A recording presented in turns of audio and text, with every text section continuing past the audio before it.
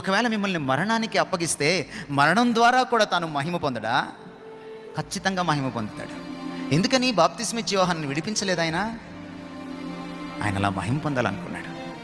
Graham స్టైన్స్ని వాళ్ళ పిల్లల్ని ఎందుకు విడిపించలేదు ఆయన? మీకు ఒక విషయం చెప్పనా? ఒక గ్రాహం స్టైన్స్ ఉన్నాడని, ఒక వ్యక్తి 21వ శతాబ్దంలో కూడా క్రీస్తు కోసం హతసాక్షి కాగలడని ఆయన చచ్చిపోయేదాకా భారతదేశానికి తెలియదు. పౌలుని ఆయన ఫ్రెండ్ని అరెస్ట్ చేశారు. అరెస్ట్ చేసేటప్పుడు పబ్లిక్గా వాళ్ళని హింసించి, కొట్టి, అవమానించి వాళ్ళని అరెస్ట్ చేశారు. తర్వాత వాళ్ళు రోమా పౌరులనే సంగతి అర్థమైంది. అప్పుడు చల్లగా వాళ్ళని వదిలిపెట్టేయాలనుకున్నారు బెయిల్ ఇచ్చి. ఫ్రెండ్స్, ఈ సూత్రం గుర్తుపెట్టుకోండి. సుఖపడుతున్నారే చాలామంది క్రైస్తవులు, క్రైస్తవ నాయకులు, సేవకులు, పాస్టర్లు. వాళ్ళు ధన్యులు కాదు, మీరు ధన్యులు. ఎందుకో తెలుసా? కష్టం ఎప్పుడు బోరు కొట్టదు. అదే సుఖం రోజు అనుభవిస్తాను, మళ్ళీ మళ్ళీ అనుభవిస్తాను, బోరు కొడుతుంది. కానీ కష్టం ఉంది చూసారా, ప్రతిరోజు కొత్త.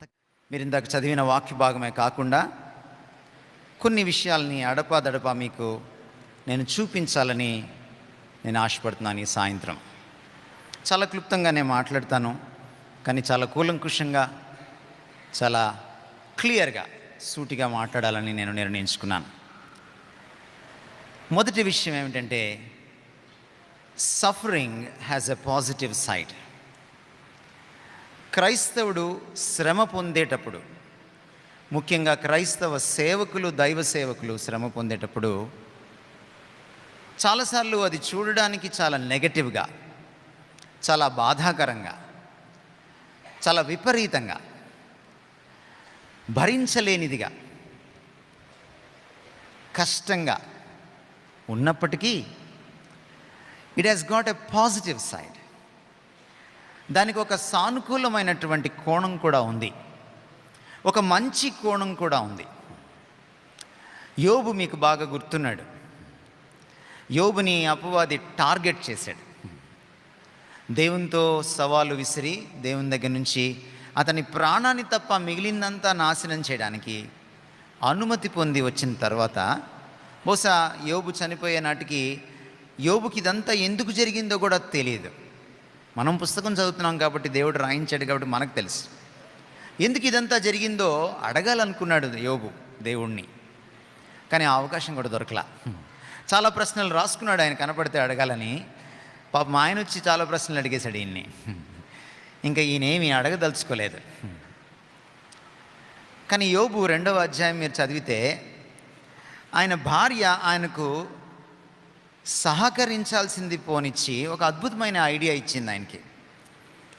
ఏమిటంటే, అటు ఆత్మహత్య కాకుండా ఇటు హత్య కాకుండా చచ్చిపోయే ఐడియా. ఏమందంటే, దేవుణ్ణి దూషించి చచ్చిపోరాదు అంది. నువ్వు ఇంకా నమ్మకంగా ఉంటావా అంది. శ్రమ చాలాసార్లు ఏం చేస్తుందంటే మనిషిని కృంగదీస్తుంది. నేను ఎందుకు ఇలా శ్రమించాలి, అందరూ బాగున్నారు కదా అనిపిస్తుంది. శ్రమ మనల్ని ఒంటరి వారిగా చేస్తుంది. శ్రమలో ఉన్నప్పుడు చాలాసార్లు డిప్రెషన్ ఒకటే ఉంటుంది, కృంగిపోవడం ఒకటే మిగిలిపోతుంది. చాలాసార్లు కౌన్సిలింగ్ కూడా మంచిగా ఉండదు. ఆ తర్వాత మనకు తెలుసు యోబు యొక్క స్నేహితులు కూడా ఎంత అద్భుతమైన కౌన్సిలింగ్ ఇచ్చారో ఆయనకి. కానీ యోబు ఒక అద్భుతమైన మాట అంటాడు దేవుడి గురించి. దేవుడి దగ్గర నుంచి ఎప్పుడు మంచే కోరాలా? ఆయన మనల్ని శిక్షించకూడదా? ఆయన మనల్ని హింసించకూడదా? ఆయన మనకి అప్పుడప్పుడు కీడును అనుమతించకూడదా అని యోబు ప్రశ్నిస్తాడు, తన భార్యను ఎదురు ప్రశ్నిస్తాడు. నాకు చాలా ఆశ్చర్యం వేస్తుంది యోబుని చూసినప్పుడు. ఈరోజు మనకి బైబిల్ మన చేతుల్లో ఉంది, కానీ మనకు బైబిల్ చాలా వరకు తెలియదు. ప్రభు కూడా చాలా వరకు తెలియదు మనకి. అలా తెలియకుండా చేసేసుకున్నాం. యూట్యూబ్ వచ్చిన తర్వాత, టీవీలు వచ్చిన తర్వాత, వాట్సాప్లు వచ్చిన తర్వాత చదవడం తగ్గిపోయింది. ప్రభుతో టచ్ కూడా పోయింది. మనకి సేవకులతో టచ్ పెరిగింది, సేవకులకి రాజకీయ నాయకులతో టచ్ పెరిగింది, కానీ ప్రభుతో టచ్ పోయింది. కానీ యోబు గురించి నేను చూసినప్పుడు నాకు ఆశ్చర్యం కలిగించేటువంటి విషయం ఏమిటంటే, యోబు మొదటి గ్రంథం 66 పుస్తకాల్లో ఒక పుస్తకం కూడా అప్పటికి ఇంకా రాయబడలేదు. అతి ప్రాచీన బైబిల్ గ్రంథం అది, 66 పుస్తకాల్లో. యోబుకి ఎలా తెలిసి దేవుడు ఇంత సన్నిహితంగా? His knowledge was not theological, his knowledge was relational. అతని జ్ఞానము, దైవ జ్ఞానము ఒక థియలాజికల్ స్కూల్లో, బైబిల్ కాలేజ్లో, బడిలో చేరి నేర్చుకున్నది కాదు.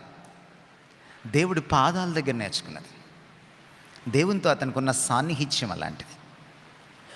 అంత శ్రమలో అతన్ని నిలబెట్టింది ఏంటంటే దేవుడితో అతనికున్న సంబంధం, సాన్నిహిత్యం. He knew his God. అందుకనే తన దేవుడి గురించిన భార్య చూడలేని, తన స్నేహితులు చూడలేని మరొక కోణాన్ని చూస్తున్నాడు. దేవుడికి నన్ను శ్రమ గుండా తీసుకెళ్లే హక్కు ఉంది అంటున్నాడు యోబు. మరొక చోట అంటాడు, నా విమోచకుడు సజీవుడని నేను ఎరుగుదును అంటాడు. మై ఫ్రెండ్స్, ఈరోజు మీకు నేను చెప్పాలనుకుంటుంది ఏంటంటే, శ్రమలో మిమ్మల్ని నిలబెట్టేది ప్రభుత్వం ఇచ్చే ఆర్థిక సహాయం కాదు. శ్రమలో మిమ్మల్ని నిలబెట్టేది 10 మంది ఫోన్ కాల్స్ కాదు. శ్రమలో మిమ్మల్ని నిలబెట్టేది దేవుడితో మీకున్న సంబంధం. I want to tell you this.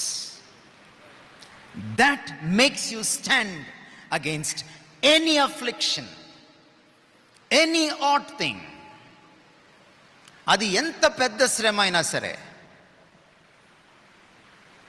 నా అటువంటి పాస్టర్కి, అటువంటి దైవ సేవకుడికి, ఎటువంటి దైవ సేవకుడికి? దేవుడి గురించి చాలా బిజీగా ఉండి దేవుణ్ణి కలుసుకోలేని దైవ సేవకుడు కాదు, దేవుడితో గడిపే దైవ సేవకుడికి శ్రమ యొక్క పాజిటివ్ యాంగిల్ తెలుస్తుంది.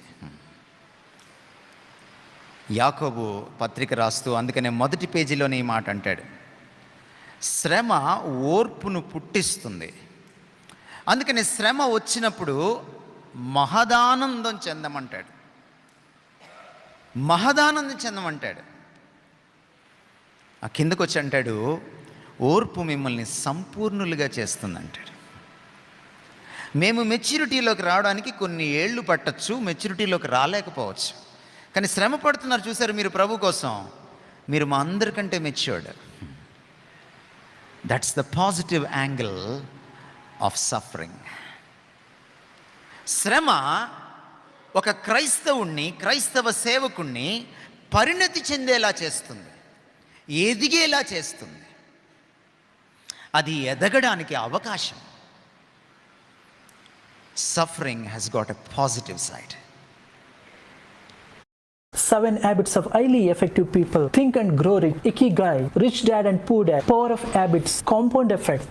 Secrets. Money. Master the Game by Tony Robbins. Alchemist. Power of subconscious mind. Have you read these books? And did you know one of the most common habit of all successful people around the world? Self-made billionaire. Suffering has got a positive side. పౌలు అంటాడు, శ్రమించినప్పుడు ఆయన జీవితం మనం చూసినప్పుడు మనకు అర్థమవుతుంది ఆయన ఎన్ని శ్రమలు గుండా వెళ్ళాడు. పౌలుని ఎంచుకున్నప్పుడు అననీయాకి చెప్తాడు దేవుడు, ఇతను నా కోసం శ్రమించాలి, శ్రమనొందాలి, కష్టాలు పడాలి, అందుకే పిలుచుకున్నాను. మీరు అతని జీవితాన్ని మీరు చూడండి, బైబిల్లో అనేకుల జీవితాలను మీరు చూడండి. You know, suffering is a training, is a discipline of God for a Christian in faith. విశ్వాసంలో రాటుదేలేలా చేసేది శ్రమ. మీరు భోంచేయండి కానీ పని చేయకండి, మీరు భోంచేయండి వీసమెత్తు కూడా కదలకండి, ఇంట్లోనే తిష్ట వేసుకుని కూర్చోండి. మీరు 3 పూటలు కాదు 6 పూటలు భోంచేయండి, వాకింగ్ కూడా చేయకండి. చూడండి మీరేమవుతారు. కొన్ని నెలలకే డాక్టర్ గారి దగ్గరికి వెళ్ళాలి, ఐసీయూలో చేరిపోవాలి మీరు. శ్రమ ఏం చేస్తుందంటే ఆరోగ్యాన్ని ఇస్తుంది. శారీరక శ్రమ చెమట కారిస్తే ఆరోగ్యం వస్తుంది. పాత రోజుల్లో ఆడవాళ్ళకి తొందరగా నడునొప్పి వచ్చేది కాదు, ఈ రోజుల్లో తొందరగా వస్తుంది. ఎందుకంటే మొన్నటిదాకా ఆదివారం ఆడవాళ్ళకి సెలవు అన్నారు, ఇప్పుడు ఆదివారం తప్ప అన్ని వారాలు సెలవు అయిపోయినాయి. కర్రీ పాయింట్లు పెరిగిపోయినాయి. నడుము నొప్పి ఎందుకు వస్తుంది? పాత రోజుల్లో పాపం తిరగలు విసిరేవాళ్ళు. ఇప్పుడు విసరకుండానే విసుగు వచ్చేస్తుంది. శారీరక శ్రమ ఎలాగా మనల్ని ఆరోగ్యంగా ఉంచుతుందో అలాగే క్రీస్తు కోసం శ్రమ మనల్ని ఆధ్యాత్మికంగా ఆరోగ్యవంతులుగా ఉంచుతుంది. ఈ సూత్రం మనకు అర్థమైతే శ్రమను మనం ఆహ్వానిస్తాం. అందుకనే క్రైస్తవుడు ఎప్పుడు సుఖాన్ని కోరుకోకూడదు, అది వాడిని చెడిపేస్తుంది. శ్రమల గురించి ఏం చెప్పాలి మీకు? నేను చాలా విషయాలు చెప్పాలి. చూడండి, సుఖం ఎప్పుడైనా బోరు కొడుతుంది, కానీ కష్టం ఎప్పుడు బోరు కొట్టదు. సుఖం ఎందుకు బోరు కొడుతుందంటే, మీరు ఒక పాపంలో పడండి, మీరు ఒక సుఖానికి అలవాటు పడండి, అది కూడా బోరు కొట్టేస్తుంది మీకు. ద బెస్ట్ ఎగ్జాంపుల్ ప్రపంచంలో నభూతో న భవిష్యతి, సుఖాన్ని అంత అద్భుతంగా ఎంజాయ్ చేసిన వాడు మరొకడు లేడు. అతని పేరు సోలమన్. ఈ నేటి కుర్రాళ్ళు ఎవరు కూడా ఆయన దగ్గరికి కూడా రాలేరు ర్యాంకింగ్లో. ఆయనకున్నంతమంది గర్ల్ ఫ్రెండ్స్ వాళ్ళకి ఎప్పుడూ లేరు. మొన్న ఈ మధ్య నేను గల్ఫ్ దేశం వెళ్తే వరుసగా ఒకే రకమైన బంగ్లాలు, పెద్ద పెద్ద బంగ్లాలు కనపడుతున్నాయి. ఎంత వెళ్ళినా కూడా బంగ్లాలు అయిపోవట్లేదు. ఏంటంటే ఇన్ని పెద్ద బంగ్లాలు కట్టేశారు, అంతా ఒకలాగే ఉన్నాయి, రాజప్రసాదాలు లాగా ఉన్నాయంటే మా రాజుగారి 100 భార్యలు కండి అన్నారు.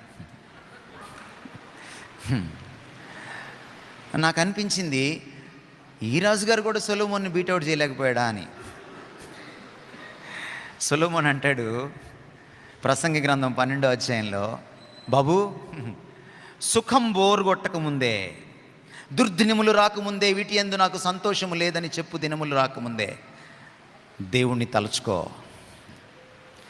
ఫ్రెండ్స్, ఈ సూత్రం గుర్తుపెట్టుకోండి. సుఖపడుతున్నారే చాలామంది క్రైస్తవులు, క్రైస్తవ నాయకులు, సేవకులు, పాస్టర్లు, వాళ్ళు ధన్యులు కాదు, మీరు ధన్యులు.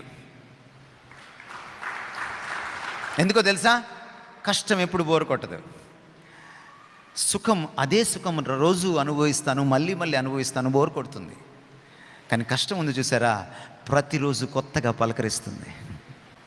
యేసుప్రభు వారు ఒక్కోసారి అన్నాడు, ఏ నాటి కీడు ఆ నాటికి చాలు. ఏమర్థమైంది మీకు? ఈరోజు వచ్చిన కీడు రేపు రాదు, రేపు మళ్ళీ కొత్త కీడు వస్తుంది. అందుకే కష్టం బోరు కొట్టదు. Suffering has a positive side. అందుకనే యేసుప్రభు అన్నాడు, నా నిమిత్తము మీరు హింసింపబడితే మీరు ధన్యులు. 52 రోజుల్లో గుడి కడితే కాదు ధన్యులు, మీరు పేదవాళ్ళు అయి ఉండొచ్చు, మీ దగ్గర కాంగ్రిగేషన్ 30 మందే ఉండుండొచ్చు, వాళ్ళని బీజేపీ వాళ్ళు తాకరు, మిమ్మల్ని తాకుతారు, ఎందుకంటే మీరు బలహీనులు కాబట్టి. కానీ బైబిల్ చెప్తుంది, ప్రభు చెప్పాడు, మీరు ధన్యులు, వాళ్ళు కాదు ధన్యులు.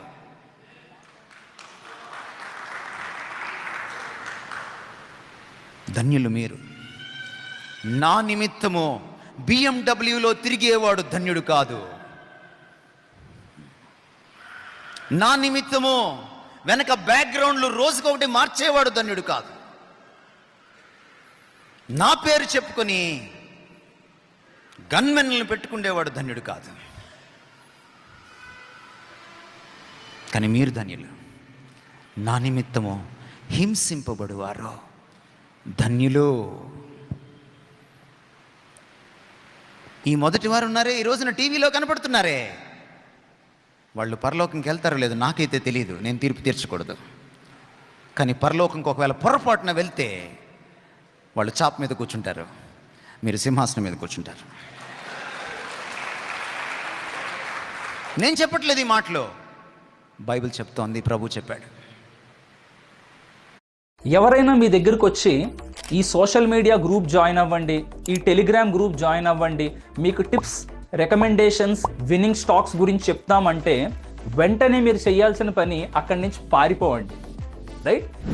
Investing in to markets is not rocket science. మీరు ఎవరో గురించో డిపెండ్ అవ్వక్కర్లేదు, ఎవరో చెప్పిన టిప్స్ మీద డిపెండ్ అవ్వక్కర్లేదు, right?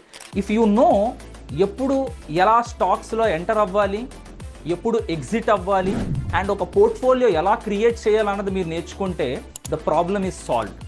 Hi, this is Ganesh comma. I have handled more than 140 plus crores of wealth management portfolio, and నేను 2 wonderful books in Amazon. I'm an author. I'm in the best selling category. So మీ అందరి కోసం ఒక 2 hours master class conduct చేస్తున్నాను, which is a free master class. ఇవన్నీ మీరు నేర్చుకోవాలనుకుంటే click on the button below and I'll see you live there.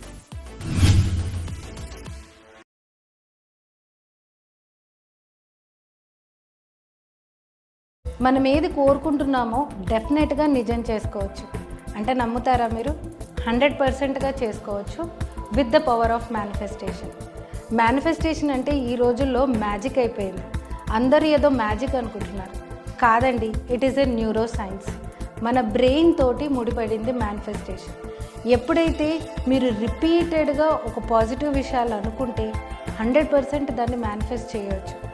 ఈ manifestation నేర్చుకోవాలంటే ప్రాపర్ సైంటిఫిక్ టెక్నిక్స్ మనకు తెలిసి ఉండాలి. అందుకే నేను ఈ వర్క్షాప్ కండక్ట్ చేస్తున్నాను. ఈ సైంటిఫిక్ మెథడ్లో మీరు ఏం నేర్చుకుంటారంటే ఎలా మన మైండ్ పనిచేస్తుంది, అసలు అనాటమికల్గా, సైంటిఫికల్గా, అసలు సబ్కాన్షియస్ ప్రభు చెప్పాడు. రెండో విషయం మీకు నేను చెప్పాలనుకుంటున్నాను. Suffering has a legal side. శ్రమకు క్రైస్తవుడు ఒక దేశంలో క్రీస్తు కోసం శ్రమ పొందుతున్నప్పుడు, సువార్త పరిచర్యలో అంతర్భాగంగా శ్రమ పొందుతున్నప్పుడు దానికి న్యాయపరమైన కోణం కూడా ఉందండి. ఇందాక ఒక అంబేద్కర్ వాది అయిన సోదరుడు మాట్లాడారు ఇక్కడ. మరి వారు ఉన్నారో లేదు ఇక్కడ నాకు తెలియదు. రాజకీయ నాయకులు పైన కూర్చున్నారు. ఇందాక ప్రభుత్వాన్ని రిప్రజెంట్ చేసేవాళ్ళు ఇక్కడ కూర్చొని ఉన్నారు. మీకు గుర్తు చేస్తాను నేను. అపోస్తల కార్యాలు 16వ అధ్యాయం 37, 38 వచనాలు మీరు చూస్తే పౌలుని ఆయన ఫ్రెండ్ని అరెస్ట్ చేశారు. అరెస్ట్ చేసేటప్పుడు పబ్లిక్గా వాళ్ళని హింసించి, కొట్టి, అవమానించి వాళ్ళని అరెస్ట్ చేశారు. తర్వాత వాళ్ళు రోమా పౌరులనే సంగతి అర్థమైంది. అప్పుడు చల్లగా వాళ్ళని వదిలిపెట్టేయాలనుకున్నారు బెయిల్ ఇచ్చి. పౌలు అన్నాడు, ఏమయ్యా, అరెస్ట్ చేసేటప్పుడు పబ్లిక్గా అరెస్ట్ చేసావే, లాఠీ దెబ్బలు కొట్టేటప్పుడు పబ్లిక్గా కొట్టావే, ఇప్పుడు నువ్వు చల్లగా వదిలిపెట్టేస్తే వెళ్ళిపోతామా? నేను రోమా పౌరుణ్ణి. ఏం చేస్తున్నాడు పౌలు? తన రోమా పౌరసత్వ హక్కులను వాడుకుంటున్నాడు. రెండవ సందర్భం మీకు గుర్తు చేస్తాను. పౌలుని వెళ్ళొద్దని బ్రతిమలాడారు ఎఫెసీ సంఘస్థులు. నీ ప్రాణానికి ముప్పు ఉందని అడిగారు. మీరు చెప్తుందంత కరెక్టే, మీ ప్రవచనాలు కూడా కరెక్టే, కానీ నేను వెళ్ళాలి. వెళ్ళాడు. యెరూషలేంలో జరగరాంది జరిగింది. ఆయన మీదకి జనం దొమ్మిగా వచ్చారు. యూదులు ఆయన్ని చంప చూశారు. ఆయన్ని పట్టుకున్నారు. ఆయన మీద నేరారోపణ చేశారు. నా అగ్రిప్ప వచ్చాడు, ఫెలిక్స్ కూడా వచ్చాడు. పిలాతు స్థానంలో ఫెలిక్స్ ఉన్నాడు ఆ సమయంలో గవర్నర్గా. నా రాజు గారు, గవర్నర్ గారు కూర్చున్నారు, తీర్పు తీర్చారు. అప్పుడు 26వ అధ్యాయం 32వ వచనంలో ఫెలిక్స్ ఇలా అన్నాడు, ఇతన్ని వదిలిపెట్టేసేయచ్చు, ఇతని మీద నేరం ఏది కూడా నిరూపించబడలేదు, మరణశిక్షకు తగినటువంటి పని ఇతను ఏం చేయలేదు, కానీ వదిలిపెట్టలేకపోతున్నాం. ఎందుకంటే ఇతను సీజర్కి అప్పీల్ చేసుకున్నాడు. మీకు ఎక్స్ప్లెయిన్ చేస్తాను నేను పౌలు ఉద్దేశాన్ని. పౌలు వెళ్ళి సీజర్ని కలవాలంటే సీజరు ప్రపంచాన్ని పరిపాలిస్తున్నటువంటి మహాచక్రవర్తి, సామ్రాజ్యాధినేత. అపాయింట్మెంట్ దొరకదు. కానీ పౌలు ఏం చేశాడు తెలుసా? తన రోమా పౌరసత్వాన్ని వాడుకున్నాడు. తన మీద ఒక తప్పుడు నేరం మోపారు. తప్పుడు నేరము వీగిపోద్దని పౌలుకి తెలుసు. ఆ మాట ముందు అధ్యాయంలో కూడా చెప్తాడు. తను తెలుసు, కానీ తను కావాలని సీజర్కి అప్పీల్ చేసుకుంటాడు. ఎందుకు సీజర్కి అప్పీల్ చేసుకుంటాడు తెలుసా? క్రింది కోర్టులో ఇంకా కేసు తీర్పుకి రాకముందే, హియరింగ్కి రాకముందే సీజర్కి కానీ రోమన్ సిటిజన్ అప్లై చేసుకుంటే అతనికి శిక్ష పడినా పడకపోయినా సీజర్ దగ్గరికి పంపించాల్సిందే. అది రూల్. ఎందుకు వెళ్ళాలనుకున్నాడు సీజర్ దగ్గరికి? తను చచ్చిపోయే రోజులు దగ్గర పడ్డాయి, సీజర్కి సువార్త చెప్పాలి. ఏం వాడుకున్నాడు? చట్టాన్ని వాడుకున్నాడు. పౌలుకి బాగా తెలుసు సీజర్కి సువార్త చెప్తే తల తెగిపోద్దని. ఎలా చచ్చిపోయాడు పౌలు? అలాగే చచ్చిపోయాడు, హతసాక్షి అయ్యాడు. కానీ సీజర్కి సువార్త చెప్పాడు. ఈరోజు మీకు నేను చెప్పాలనుకుంటున్నాను, అందుకే suffering has got a legal side. మనం భారత రాజ్యాంగాన్ని చదవాలి పాస్టర్లు. మీకు మీ హక్కులు తెలుసుకోవాలి. మీరు భారత రాజ్యాంగంలో మీకున్నటువంటి హక్కులు మీరు తెలుసుకోవాలి. రాజ్యాంగం మీకు ఇచ్చే స్వేచ్ఛను మీరు దుర్వినియోగం చేయకూడదు, అలాగని సద్వినియోగం చేసుకోకుండా ఉండకూడదు. మీరు కూడా పోలీస్ స్టేషన్కి వెళ్ళచ్చు. మీ మీద తప్పుడు నేరాలు మోపడానికి వాళ్ళు వెళ్ళక్కర్లేదు, మీరు కూడా వెళ్ళచ్చు. ఇందాక స్వామి గారి గురించి చెప్తా ఉన్నారు. నేను ఆయన బాగలేనప్పుడు రాత్రి 8:30కి చూడడానికి వెళ్ళాను ఆయన్ని. వాళ్ళ భార్య లేరు అక్కడ. ఆవిడకి ఫోన్ చేస్తే వాళ్ళ బ్రదర్-ఇన్-లా ఎత్తారు. ప్రార్థన చేసి వచ్చాను. అప్పటికి ఆయన చూసి మళ్ళీ ఇప్పుడు చూసి చాలా సంతోషిస్తున్నాను నేను. చాలా మెరుగుపడ్డారు ఆయన. తప్పకుండా ఇంకా మెరుగుపడతారు. కొన్నిసార్లు మనల్ని పోలీస్ స్టేషన్కి తీసుకెళ్తారు. మీరెందుకు వెళ్ళరు? అలా వెళ్ళడం దేవుని చిత్తం కాదనుకుంటారు మీరు. మీకు చెప్తున్నాను నేను ఈ రోజున, పౌలు చట్టాన్ని వాడుకున్నాడు. మీరు కూడా చట్టాన్ని వాడుకోవచ్చు, తప్పులేదు. ఇంకా కావాలంటే మీరు పోలీస్ ప్రొటెక్షన్ అడిగి సువార్త చెప్పడానికి వెళ్ళచ్చు. మీకు తెలుసా ఈ సంగతి?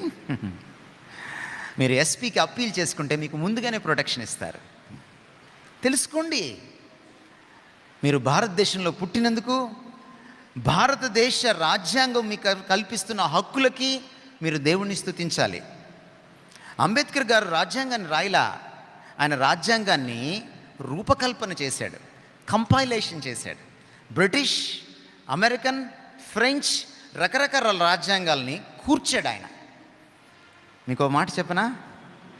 భారతదేశంలో క్రైస్తవ మిషనరీలు స్కూళ్ళు పెట్టకుండా ఉంటే అంబేద్కర్ ఏంటి, జవహర్లాల్ నెహ్రూ, బాలగంగాధర్ తిలక్, మౌలానా అబ్దుల్ కలాం ఎవ్వరూ ఉండేవాళ్ళు కాదు.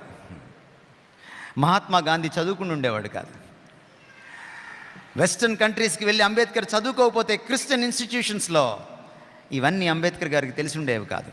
అంబేద్కర్ గారు చాలా గొప్పవాళ్ళు, నేను ఆయన అభిమానిని. కానీ క్రైస్తవ మిషనరీలు అంబేద్కర్ గారి జ్ఞానానికి పునాది వేశారు.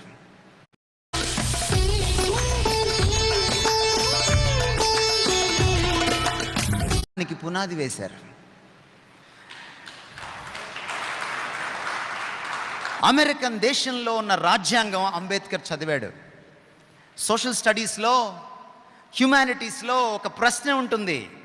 The constitution of India is a copy of British constitution, why explain అని. బ్రిటిష్ కాన్స్టిట్యూషన్ని ఎలా రాసుకున్నారు మీరు వెళ్ళి అడగండి, ఇదిగో ఇందులోంచి రాసుకున్నారు. అమెరికన్ కాన్స్టిట్యూషన్ ఎలా రాసుకున్నారు మీరు వెళ్ళి అడగండి, ఇందులోంచి రాసుకున్నారు. అమెరికన్ కాన్స్టిట్యూషన్లో 38% direct quotations from the book of Deuteronomy, ద్వితీయోపదేశకాండం నుంచి డైరెక్ట్గా తీసుకున్నారు 38%. ఈరోజు మీకు ఎందుకు చెప్తున్నానంటే ఈ మాటలు, చట్టం లౌకికమైంది కాదు, దేవుడు పెట్టాడు.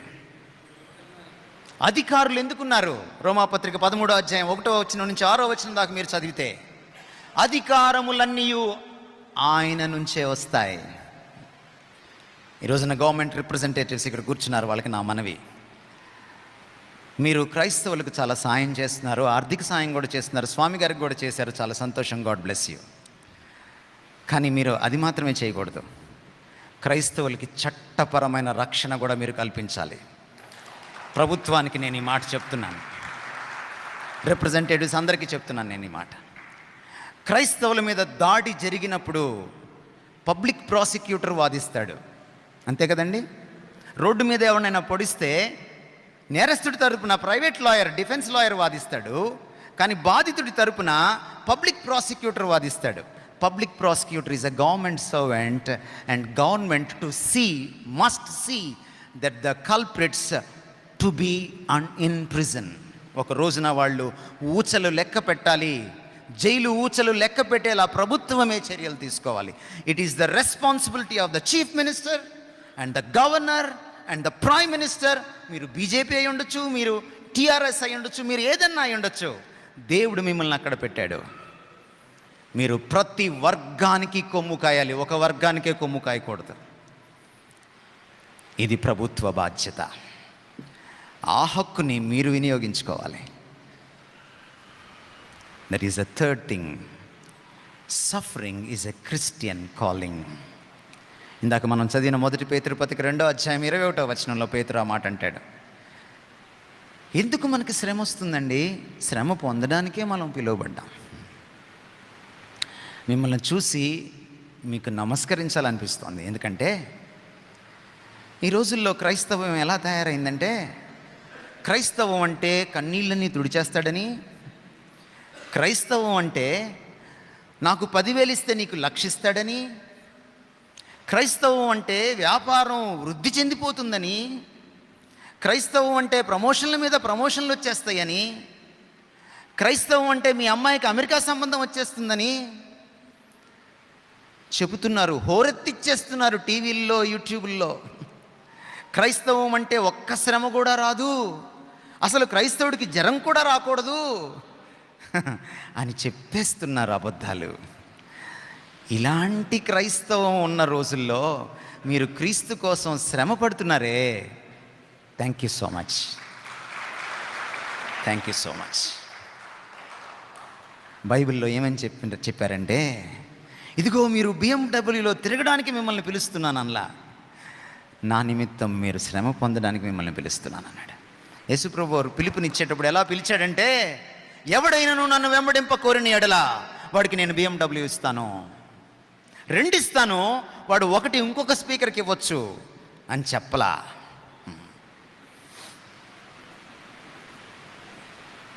సిలువనెత్తుకొని నన్ను వెంబడించవలెను.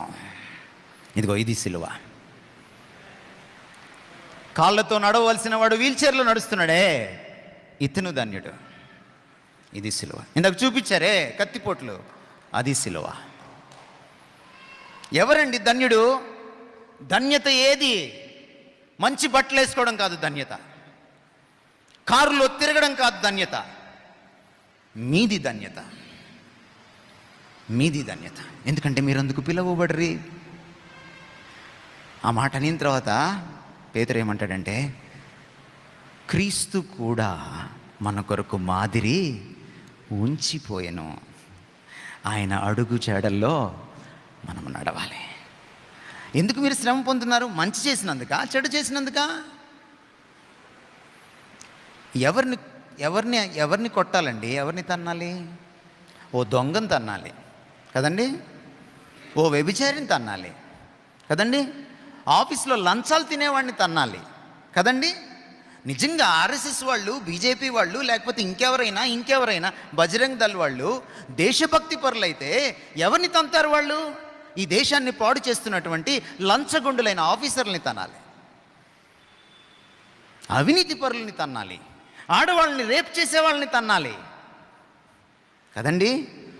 అరే తాగుబోతూ, యేసుప్రభులోకి రారా, నువ్వు తాగుడు మానేస్తావురా అని చెప్పినోని తంతారా? అది దేశభక్త. అందుకని యేసుప్రభు అన్నాడు, మంచి చేయి చెడు ఎదురవుతుంది. అదే ఈ లోకం. నన్ను ఎవడైనా నువ్వు వెంబడింపగోరిన ఎడల సిలువనెత్తుకొని. మీరు ఎప్పుడైనా ఈ ప్రశ్న వేసుకున్నారా? ఎందుకు యేసుప్రభుని వెంబడిస్తే పూలబాట ఉండదు, ముళ్ళబాట ఉంటుంది? ఎందుకంటే ఈ లోకాంది పూలబాట, యేసుప్రభు బాట లోకానికి ఎదురీదే బాట. My friends, I want to encourage you. మీరు ఎప్పుడైనా ఒక సెలయేటికి వెళ్ళి చూసారా? చేపలు సెలయేరులో కదలడం మీరు చూసారా? కొన్ని చేపలు కొట్టుకుపోతూ ఉంటాయి, కొన్ని చేపలు ఈదుతూ ఉంటాయి. చూసారా మీరు ఎప్పుడైనా? ఏ చేపలు కొట్టుకుపోతాయి? ఏ చేపలు కొట్టుకుపోతాయి? చచ్చిన చేపలు కొట్టుకుపోతాయి. ఏ చేపలు ప్రవాహానికి ఎదురీదుతాయి? బ్రతికిన చేపలు ఎదురీదుతాయి. మీరు ఈ రోజున లోక ప్రవాహానికి ఎదురీదుతున్నారు కాబట్టి దెబ్బలు తింటున్నారు. మీరు క్రీస్తులో ఇంకా బ్రతికున్న చేప. క్రైస్తవంలో చచ్చిన చేపలు కూడా ఉన్నాయి. నాలాంటి దైవజనులు చాలామంది ఉన్నారు చచ్చిపోయి. వాళ్ళు లోకానికి ఎదురీదట్లా లోకంతో పాటు కొట్టుకుపోతున్నారు. లోకముకి ధనదాహం ఉంది, వాళ్ళకు కూడా ధనదాహం ఉంది. లోకానికి పదవీ వ్యామోహం ఉంది, వాళ్ళకు కూడా పదవీ వ్యామోహం ఉంది. మీరున్నారు చూశారు, మీరు తన్నులు తింటున్నారు, దెబ్బలు తింటున్నారు, కత్తిపోట్లు పొడుస్తున్నారు మిమ్మల్ని. క్రీస్తు బాట